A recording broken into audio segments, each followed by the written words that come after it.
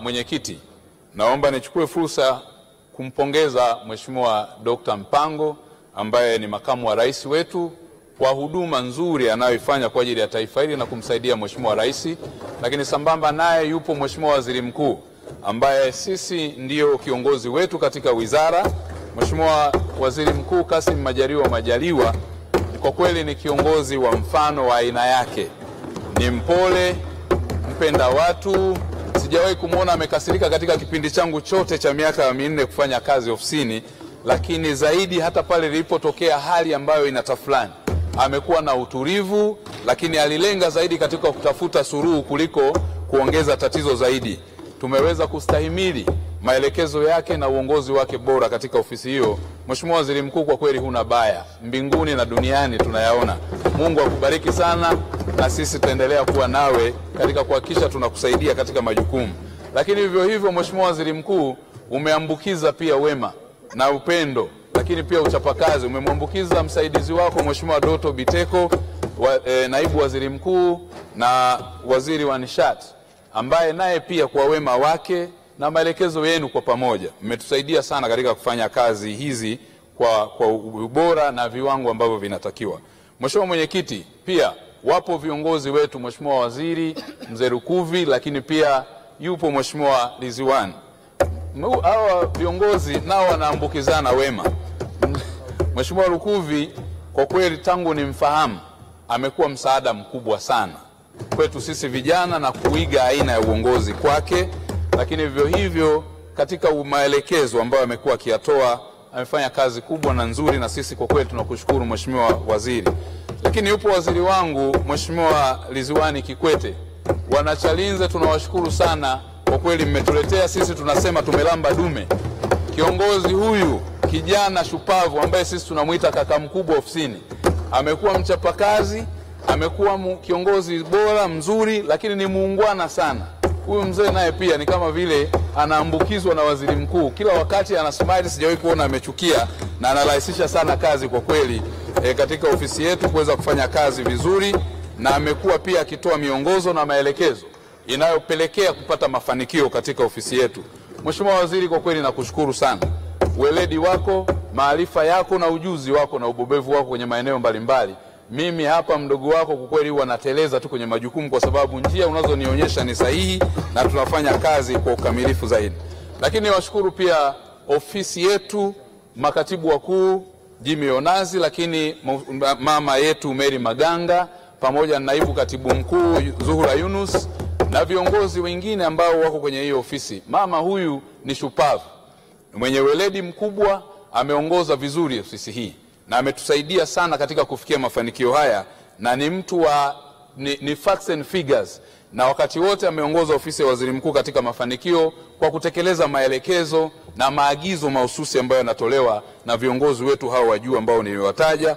Lakini washukuru pia viongozi katika mifuko yetu ya hifadhi ya jamii ambao wamekuwa wakisimamia vizuri sana, wakurugenzi wa mifuko ya hifadhi ya jamii, NSSF, PSSF, WCF, OSHA, lakini pia CMA na taasisi nyingine zote zilizo chini ya ofisi ya waziri mkuu.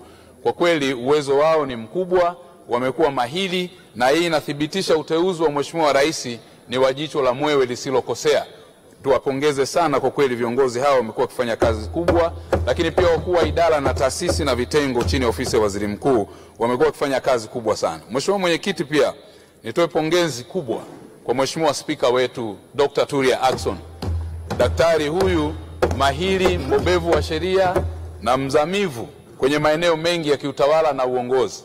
Amekuwa kiongozi wa mfano si tu katika Bunge la Jamhuri ya Muungano wa Tanzania, lakini pia ndiye rais wa mabunge yote duniani, ambao kazi yake ameifanya kwa umahiri mkubwa. Sisi tunaiga wema wake, lakini pia umahiri wake katika kufanya kazi hii. Lakini vivyo hivyo naibu spika pamoja na wenye viti.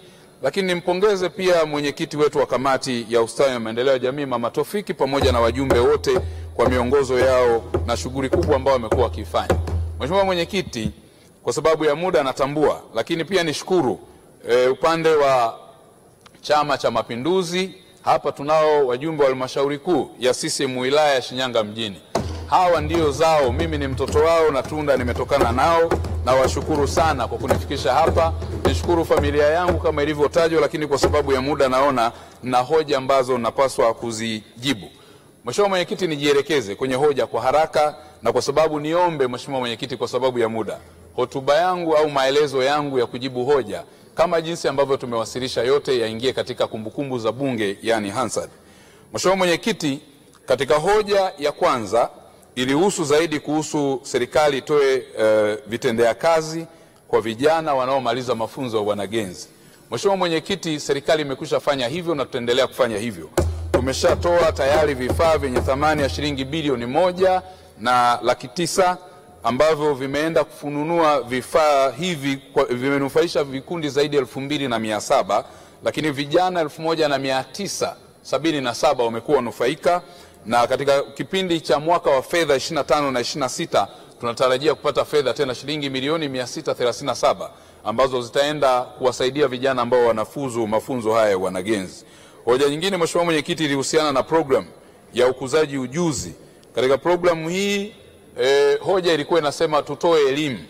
Mheshimiwa Mwenyekiti, tunao furaha serikali ya Dr. Samia Suluhu Hassan na maelekezo ya utekelezaji ya Mheshimiwa Waziri Mkuu, tumeendelea kutoa elimu katika vyombo vya habari kupitia platform zote za media na social media, na matangazo yamekuwa yakifanyika, na tumekuwa tukitenga fedha zaidi ya shilingi milioni 138.1 kwa ajili ya utoaji wa elimu kwa umma, lakini pia zaidi kutoa taarifa ya mafunzo haya yanayofanyika chini ya ofisi ya Waziri Mkuu. Mheshimiwa Mwenyekiti, pia kulikuwa kuna hoja ya serikali iongeze vyuo vya mafunzo ya wanagenzi. Moja ya hatua ambazo serikali imefanya ni pamoja na kuongeza vyuo vya VETA ambavyo vinatumika nchini kote, vinajengwa katika halmashauri zetu za wilaya, lakini vivyo hivyo vyuo vya maendeleo ya jamii tayari vimekwisha kujengwa na vinafanywa maboresho. Hata pale kwangu Shinyanga tulipata shilingi milioni 650 kwa ajili ya maboresho ya chuo chetu cha maendeleo ya jamii.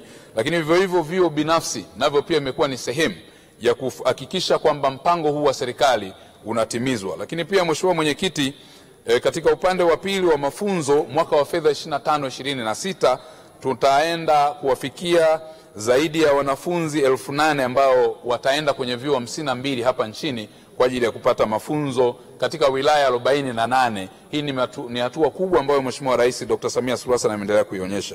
Mheshimiwa, pia katika maeneo mengine kwa haraka nikienda, hata masuala ya ajira kwa ujumla, Mheshimiwa Mwenyekiti, kwenye masuala ya ajira ni mjumuiko, ni pamoja na mpango wa utoaji wa mikopo. Ajira za vijana zimeendelea kutolewa katika sekta ya umma, lakini pia hata katika sekta binafsi. Tumefanya upanuzi wa maeneo mengi ya ajira. Kwa mfano, uwekezaji umeongezwa nchini na kufanya maboresho ya sheria ili kuvutia uwekezaji, kufanya maboresho ya sheria ya kuratibu ajira za wageni. Lakini pia katika hatua nyingine katika eneo hilo, Mheshimiwa, kwenye swala la ajira tumeendelea kufanya na kukuza maeneo mbalimbali, kutenga maeneo ya uwekezaji, lakini pia kutenga maeneo ya kuzalisha kuzalisha na kuuza bidhaa ndani na nje ya nchi, lakini pia punguzo ya tozo kwenye maeneo ya biashara yanayoweza kutoa ajira zaidi. Lakini zaidi ya hapo tumefanya kwenye maeneo ya mikopo. Kiacha 442 zinazotolewa na halmashauri zote nchini, tumeenda kwenye hatua nyingine ya kila wizara ya kisekta kwa maagizo ya Mheshimiwa Rais na maelekezo ya utekelezaji wa Mheshimiwa Waziri Mkuu kuhakikisha kila wizara inazalisha ajira nchini, kuweza kuhakikisha kwamba katika maeneo hayo wizara kwa mfano ya miundombinu, kwenye majenzi yote yanayofanyika, hata maeneo yale ya miradi ya mkakati bwawa la Mwalimu Nyerere SGR, huko tulipata ajira na mafanikio. Tulipata ajira zaidi ya milioni 8 na 1084, zaidi hata ile takwa la ilani ambalo lilikuwa linahitajika kwamba tupate ajira milioni 8. Haya ni mapinduzi makubwa ambayo Dr. Samia Suluhu Hassan amefanya. Lakini pia kwenye sekta ya kilimo tunao mpango wa building a better tomorrow, ambapo vijana wanapata mafunzo na tunawapa maeneo maalum kupitia ofisi ya Waziri Mkuu na ratibu. Wizara ya Bashi inafanya kazi hiyo. Wizara ya Madini napo pia tunatoa mafunzo kwa wachimbaji, lakini pia tunawakopesha vifaa ambavyo vinawasaidia kwenye mpango wa Mining for Brighter Tomorrow kupitia Mheshimiwa Anthony Mavunde, waziri mwenye dhamana husika. Lakini pia kwenye Wizara ya Mifugo na Uvuvi zaidi ya bilioni 10 zilitolewa kwa ajili ya kuwasaidia vijana hao, lakini pia boti zilitolewa na Mheshimiwa Rais zaidi ya 100, ufugaji wa samaki kupitia vizimba, lakini pia unenepeshaji mifugo. Wizara nyingine ambayo inafanya kazi hiyo, hata Wizara ya Michezo, Mheshimiwa Mwenyekiti, ili kuongeza wigo wa ajira. Tunatambua michezo inaajiri zaidi. Mheshimiwa Rais anajenga viwanja karibia nchi nzima kwenye maeneo yale ambayo ni ya kimkakati. Pale Arusha unajengwa uwanja utakaobeba zaidi ya watu 22,000, lakini pia ameanza kutoa fedha, ukiacha zile kapu la mama, kuna fedha zaidi ya shilingi bilioni 5 zinatolewa kwa ajili ya ukopeshaji wasanii na watu wengine ili kutoa fursa za vijana hao kwenye hayo maeneo.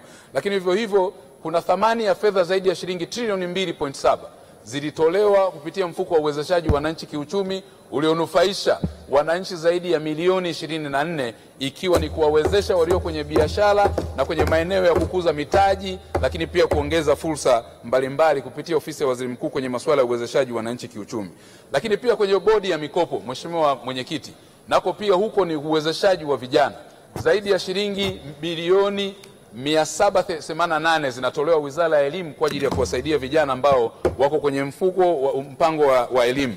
Lakini pia kuna Samia Scholarship zinatolewa. Yoyote ambaye atafanya vizuri kwenye masomo ya sayansi, Mheshimiwa Rais ameweka mpango wa kuwafadhili bure ili waweze kusoma vijana wetu na kuweza kujipatia ajira ndani na nje ya nchi. Hata hivyo kwenye ajira tumefanya katika pia, Mheshimiwa Waziri wangu Ridhiwani Kikwete ana mpango wa kuingia mikataba na nchi zaidi ya 8 ya kupata ajira katika maeneo na mataifa mbalimbali, na tumeanza mfano na nchi 3, nchi za Uarabuni lakini pia Qatar na maeneo mengine, ambapo zaidi ya vijana 500 wamekwisha kwenda kwenye hatua ya kwanza, ikiwa ni pamoja na mjumuisho wa mafunzo. Mheshimiwa Mwenyekiti, mambo ni mengi, muda ni mchache, lakini tunatambua Mheshimiwa Mwenyekiti, haya yote yamewezekana kwa sababu wapo watendaji wenye dhamira safi. Mheshimiwa Rais amekuwa akifanya hivyo na kuhakikisha anatuelekeza kuweza kuhakikisha tunawahudumia Watanzania bila ajizi. Mwisho, Mheshimiwa Mwenyekiti, nizidi kushukuru nafasi yako wewe binafsi, lakini pia tuzidi kushukuru kwamba Mheshimiwa Rais ajenda za uchaguzi anazo kwa sababu amegusa maisha ya Watanzania.